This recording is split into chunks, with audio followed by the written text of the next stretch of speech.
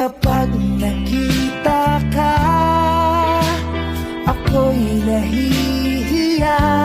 Oh, wait lang guys, bago mo i-scroll up, napanood mo na ba yung nagpa-viral ngayon na video sa Facebook ngayon na kung saan ay ilang araw pa lang itong in-upload, pero ang views nito grabe, 16 million views by Koji-san. Ang lupit, diba? Kung di mo pa napanood, tara!